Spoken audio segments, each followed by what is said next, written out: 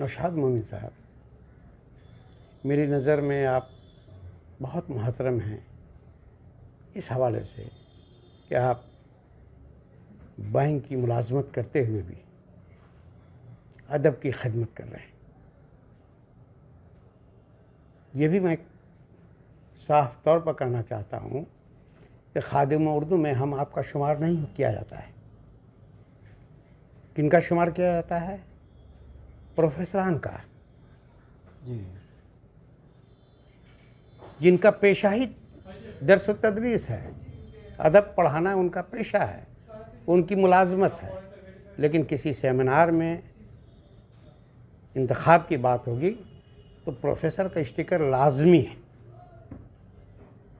लेकिन हम आप दर्स व तदरीस के पेशे से मुतल्लिक़ नहीं हैं, लेकिन अदब की खिदमत करते हैं। इस हवाले से जब मैं कलकत्ते आया तो मेरे दिल में ये ख्वाहिश पैदा हुई कि क्यों नहीं एक मुख्तसर तरीन, जिसमें आपकी शख्सियत से कोई बात नहीं पूछेंगे, आपके दीगर अदबी खिदमत के मुतल्लिक़ नहीं बातें करेंगे, सिर्फ़ और सिर्फ मिज़गा के बारे में बात करेंगे। इसलिए कि मिज़गा अभी वो मैगज़ीन है जिसे कोरोना वबा भी मुतासिर नहीं कर सकी। ये बहुत बड़ी बात है, ये मामूली बात नहीं है। जी जी। मैं भी निकाल रहा था सफ़ीर अदब, कोरोना ने उसे अपना शिकार बना लिया और वो बंद है। बेशुमार मैगज़ीन कोरोना के शिकार हुए, लेकिन चंद मैगज़ीन है जिसमें आपके मैगज़ीन का नाम आता है और इकबाल हसन आज़ाद का मैगज़ीन सालिस और बिहार उर्दू एकेडमी के मैगज़ीन का भी हम नाम ले सकते हैं। और चंद मैगज़ीन हैं जो कोरोना काल में भी निकलते रहे और आज भी निकल रहे हैं। तो मैं चाहूँगा कि आप मिज़गा के बारे में, कि मिज़गा निकालने का इरादा कब कैसे हुआ, या फिर आपने कितने सालों तक इसे किस तरह से इसमें जद्दोजहद की, आपका कितना लहू सर्फ हुआ इस शम्म अदब को जलाए रखने में, इस सिलसिले में मैं आपसे बात करूँगा।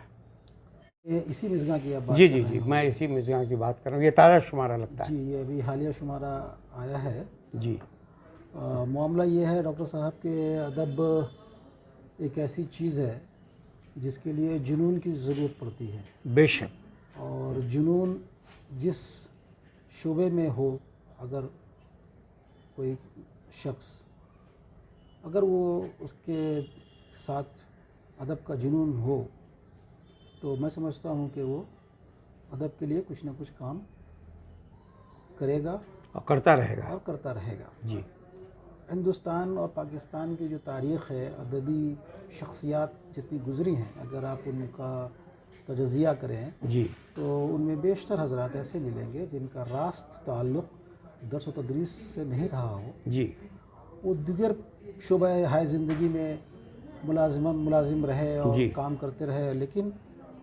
इश्क थी ज़बान से, इश्क था मतलब अदब से या जुनून कह लीजिए, कुछ भी हद तक।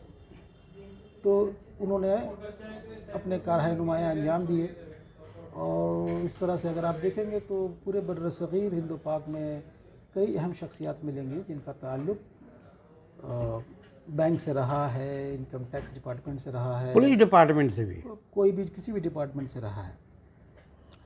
तो बहरहाल खिदमत करने की जहाँ तक बात है, तो मैं तो नहीं समझता हूँ कि मैं खादिम उर्दू हूँ या खादिम अदब हूँ। नहीं, हम भी नहीं बनते। मैं एक मामूली सा, इस स्टिकर की ज़रूरत नहीं है। हाँ, मैं एक मामूली सा कलमकार हूँ, या कुछ भी कह लें आप, जो भी नाम दे दें, कलमकार कह लें, मुदीर कह लें, या जो भी आप मुनासिब समझें। ये तो वक्त फ़ैसला करता है, क्योंकि अदब एक रोज़ा मैच तो होता नहीं है, जी जो जी 5 रोज़ा टेस्ट के मुतरादिफ है।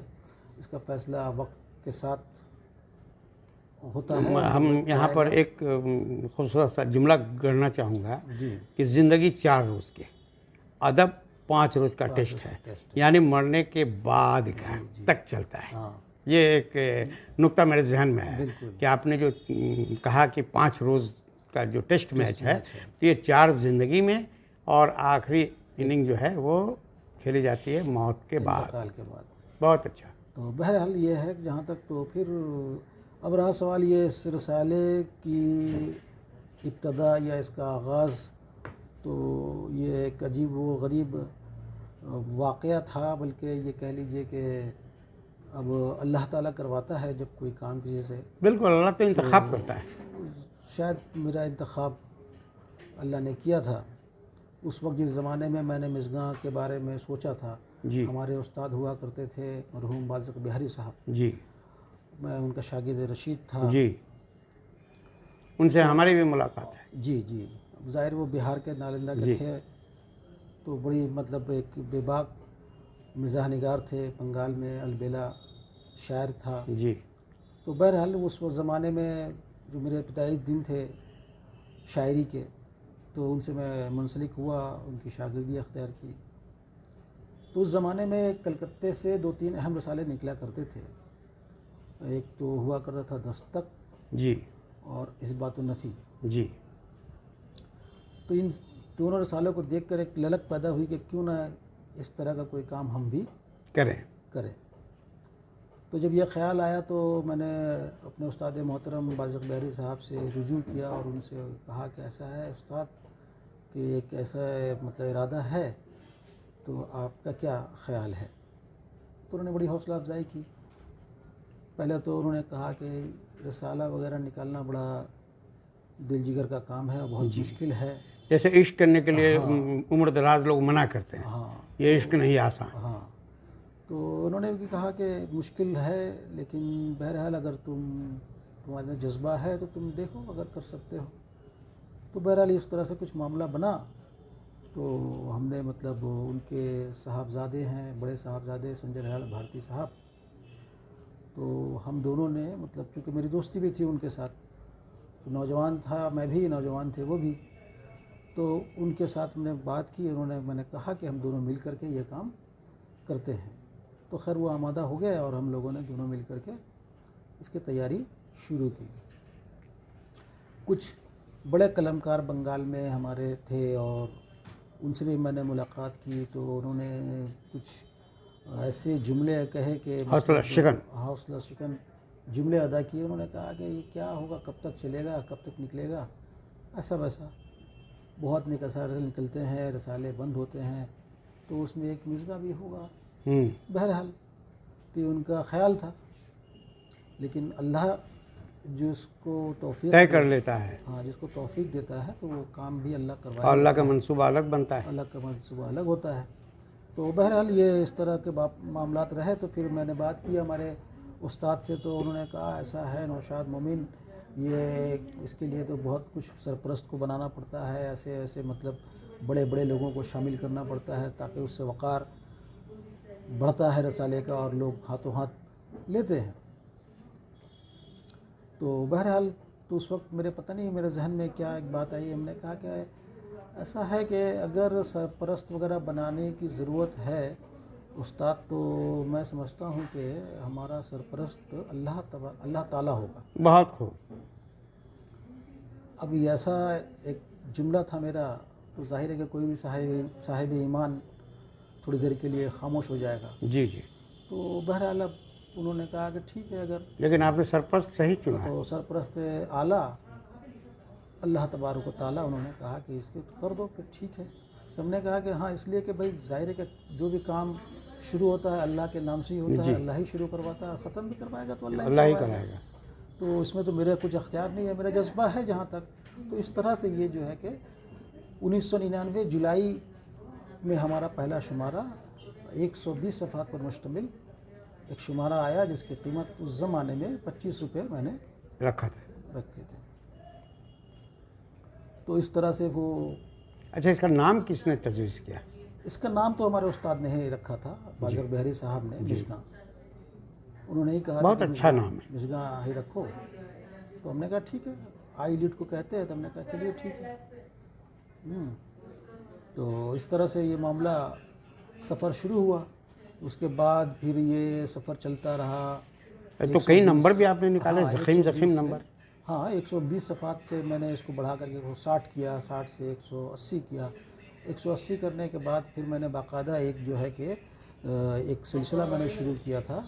उस वक्त इसके जो फर्स्ट इनसाइड बैक में एक शायर और एक अदीब के उन्वान से मैंने एक सिलसिला शुरू किया था, जिसमें अदब के हवाले से गुफ्तगू बहुत ही कम थी, बल्कि मुख्तसर से सवालात होते थे जो बहुत ही निजी ज़िंदगी, ज़ाती ज़िंदगी से ताल्लुक़ रखते थे जी। तो 10-15 सवाल कॉमन हम लोगों ने बनाए थे, और कई लोगों को जो हमने दिया था इस सोच करके कि कुछ ऐसी बातें जो कि बहुत निजी होती हैं, पर्सनल होती हैं, जी जी। उसको भी कम से कम ये शामिल अगर हो जाए तो कल को कोई मुहक्किक अगर किसी पर कोई देखिए, काम करता है। आपने एकदम सही बात की। मुझे भी शुमाइल अहमद के इंतकाल के बाद इस बात का शिद्दत से एहसास हुआ कि लोग मुझसे पूछते हैं शुमाइल अहमद के बारे में ज़ाती बातें, तो जितना मैंने उन्हें देखा है, जितना मैंने उन्हें जिया है एक साथ, उतना ही तक ना बता पाऊँगा। जाहिर है। तो इसलिए अगर तख्लीकार अपनी बात खुद कह दे तो रिसर्च स्कॉलर को वो फर्स्ट हैंड मिले, हैंड मिल जाता है। तो ये सिलसिला हमारा चलता रहा। फिर उसके बाद फिर मेरी कोशिश ये रही कि हमेशा कुछ ना कुछ नयापन कुछ जी, किया जाए, नया इख्तराई जहन आपका है। इख्तराई जहन कोशिश की मैंने। अब है या नहीं ये तो अल्लाह नहीं, जानता है। आपका इख्तराई जहन मैं है। खुद दावा तो नहीं कर सकता, लेकिन कोशिश थी मेरी। तो बहरहाल उस ज़माने में आपको याद होगा शायर के हमारे बहुत बड़े मुदीर, क्या नाम था उनका, सिद्दीकी साहब, इफ्तिखार इमाम सिद्दीकी साहब। वो उन दिनों कलकत्ता आए थे। उस दिनों हमने फिर ये सोचा कि भाई ये रसाला तो खैर निकल रहा है, तो इसमें चीज़ें जो आम रसालों में होते हैं वो इसमें भी है, तो इसमें क्या स्पेशल होना चाहिए जी। तो फिर हमने ये सोचा कि इसमें अगर हम गोशे का सिलसिला शुरू करें कि एक शायर पर या किसी बड़ी शख्सियत पर एक गोशा अगर हम निकालते हैं, जो कि दीगर मशमूलात जो होंगे वो तो रहेंगे ही, साथ में हम अपने कारी को 50 सफ़े या 60 सफ़े या 100 सफ़े का एक अलग से गोशा उस शख्सियत के बारे में पेश करें।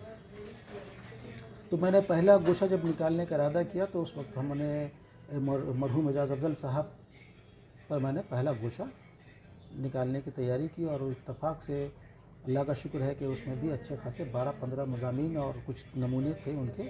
वो मैंने पहला शुमारा गोशे पर मुश्तमिल जो था वो मैंने निकाला। दीगर मशमूलात थे 200 पेज और प्लस 80 पेज के या 100 पेज के सफ़ात के उन पर गोशा था। तो ये गोशा मैंने निकाला। तो इफ्तिखार इमाम सिद्दीकी साहब उन दिनों कलकत्ता आए हुए थे। वो एक मुशायरे में उनको शिरकत करनी थी उड़ीसा के किसी मुशायरे में, और मालूम ये हुआ कि उसके बाद ही शायद एक्सीडेंट हो गया था उनका, जिसकी वजह से उनके पैर ज़ख्मी हो गया और वो बहुत तकलीफ़ में बाद में वक्त गुजारा उन्होंने। तो बहरहाल वो जब कलकत्ता तशरीफ़ लाए तो उन्होंने मुझे फ़ोन किया और उन्होंने कहा कि यार मेरे पास 2-4 घंटे की मोहलत है, आपसे मिलने की ख्वाहिश है, तो अगर आप आते तो बड़ी अच्छी बात होती। तो मैंने कहा ठीक है, मैं हाज़िर होता हूँ। फिर उन्होंने कहा कि अगर हो सके तो ज़हीर अनवर को भी साथ ले लेना। तो मैंने ज़हीर भाई को फ़ोन किया। ज़हीर भाई और मैं उनके जहाँ वो ठहरे हुए थे वहाँ गया तो गुफ्तगू हुई। तो उन्होंने एक बात ये कही कि अच्छा ये नौशाद, ये क्या गोशा आपने शुरू किया? क्योंकि गोशा तो शायर का मामला है। हाँ उस वक्त ज़माने में शायर में गोशा वगैरह नहीं आता था। जी। मेरा ख्याल से हिंदुस्तान में शायद पहला रसाला होगा जिसने मुसलसल गोशे निकाले लगातार।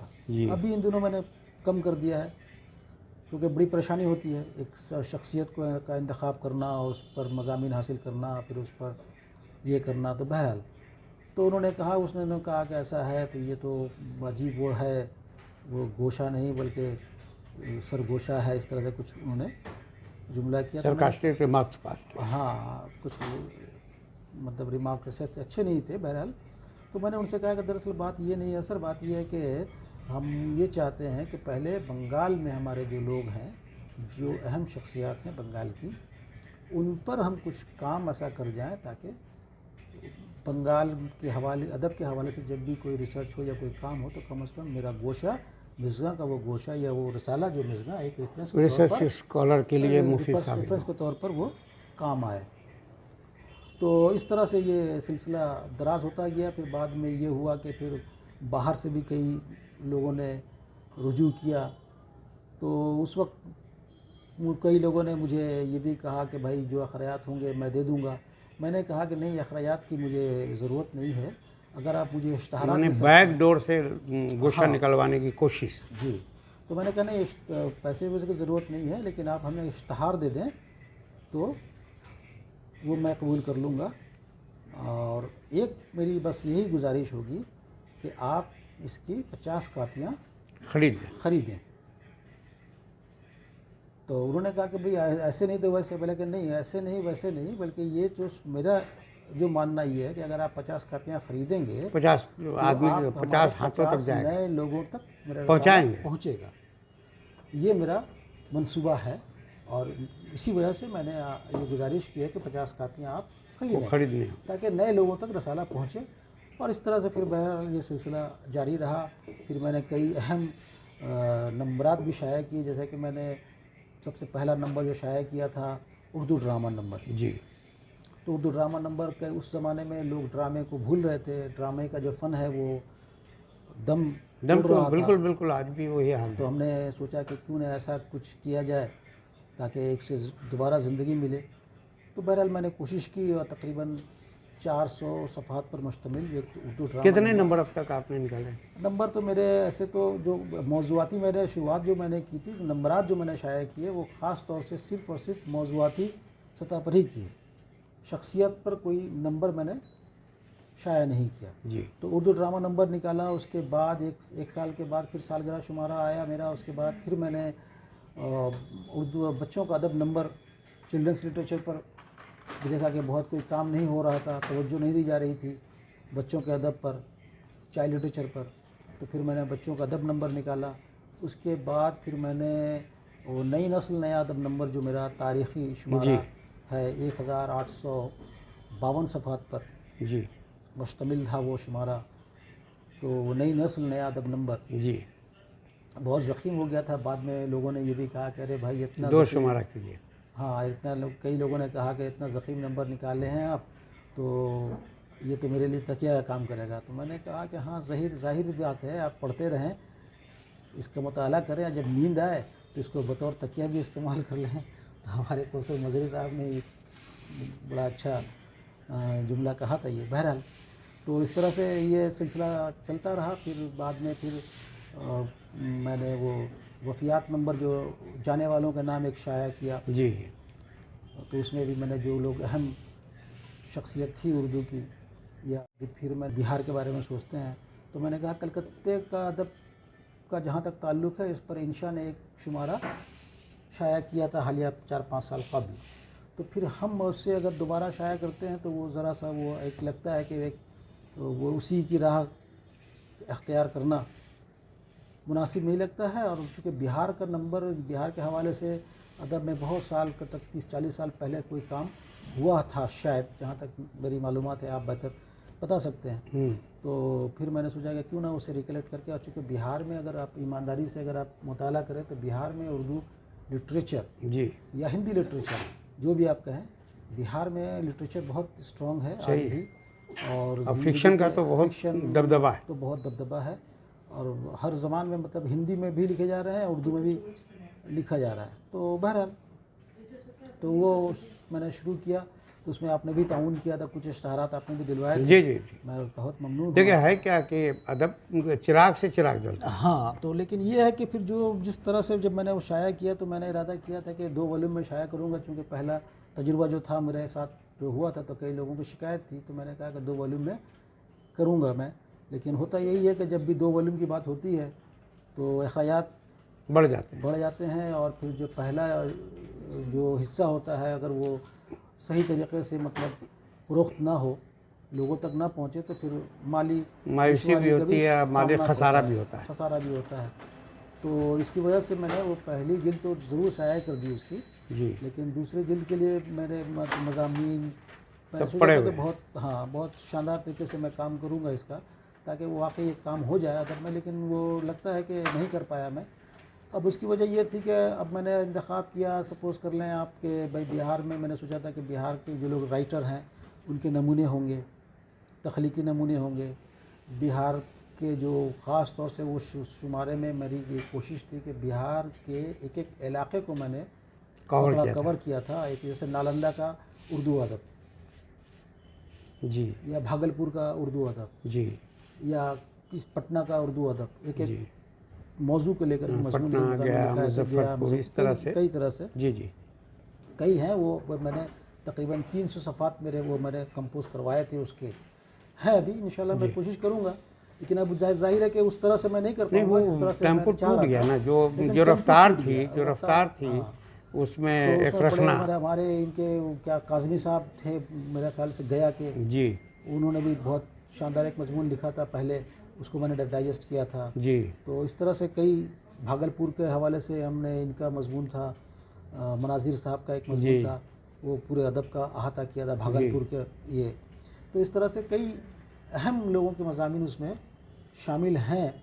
तो मेरी ये ख्वाहिश ये थी कि भाई मैं वहाँ के मतलब 10 या 15 अहम शख्सियात पर भी एक मजमून मेरा उसमें शामिल हो। तो लेकिन जब मैंने फहरिस्त बनाने जब बैठा तो मैं देख रहा हूँ कि 10 की जगह 15 हो गया। फिर कुछ लोगों से जब रब्ता किया तो अरे भाई वो फ़लाँ साहब जो हैं कि वो छूट रहे हैं, वो छूट रहे हैं।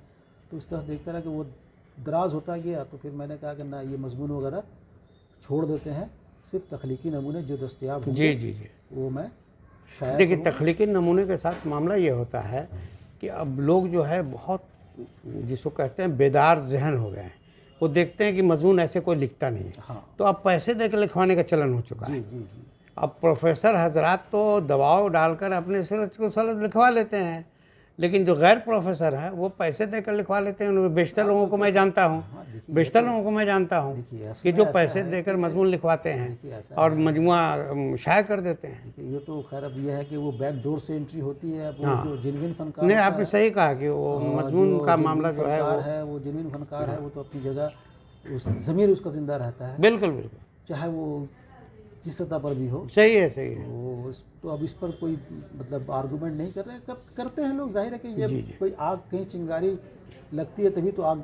जी नहीं, सही बात है, धुआं है तो आग है। तो जाहिर है इस चलिए, बहुत मुझे खुशी हुई कि मैंने सोचा था कि 10 मिनट में काम चल जाएगा, लेकिन जब कभी इसकी सरपरस्ती अल्लाह के हाथ में है। जी बस इसीलिए जिंदा भी है। आपने सरपरस्त चुना है, इसीलिए आपका मैगजीन जारी और सारी है। बस बहुत शुक्रिया नौशाद मोमिन साहब। अब मैंने एक नया सिलसिला भी शुरू किया है। अच्छा, माशाअल्लाह। यूट्यूब पर जो है अभी शुमैल अहमद साहब का इंटरव्यू है।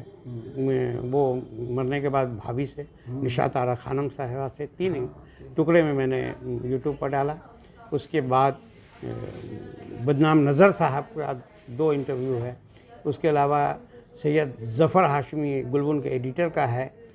तो ये सिलसिला मैं जारी रखना चाहता हूँ। अब मैंने एक नया सिलसिला भी शुरू किया है। अच्छा, माशाअल्लाह। यूट्यूब पर जो है अभी शुमैल अहमद साहब का इंटरव्यू है। वो मरने के बाद भाभी से, निशात आरा खानम साहिबा से 3 टुकड़े में मैंने यूट्यूब पर डाला। उसके बाद बदनाम नज़र साहब का 2 इंटरव्यू है। उसके अलावा सैयद ज़फ़र हाशमी गुलबुन के एडिटर का है। तो ये सिलसिला मैं जारी रखना चाहता हूँ। इरम भाई का भी शुक्रगुजार हैं कि वो मेरे राहबर हैं। जहाँ जाइए तो इरम भाई हमारे मौजूद रहते हैं। अभी भी ये हमारे साथ मौजूद हैं। तो इनको भी मैं रिकॉर्ड कर लेता हूँ और आपसे मैंने जिसको कहिए कि शुक्रिया के साथ अब हम एक प्रोग्राम में मैं जा रहा हूँ और आपका मिज़गां बिल्कुल अखंड दीप की तरह जलता रहे, मैं यही दुआ देता हूँ। इरम भाई का भी शुक्रगुजार हैं कि वो मेरे राहबर हैं। जहाँ जाइए तो इरम भाई हमारे मौजूद रहते हैं। अभी भी ये हमारे साथ मौजूद हैं। तो इनको भी मैं रिकॉर्ड कर लेता हूँ और आपसे मैंने जिसको कहिए कि शुक्रिया के साथ अब हम एक प्रोग्राम में मैं जा रहा हूँ और आपका मिज़गां बिल्कुल अखंड दीप की तरह जलता रहे, मैं यही दुआ देता हूँ।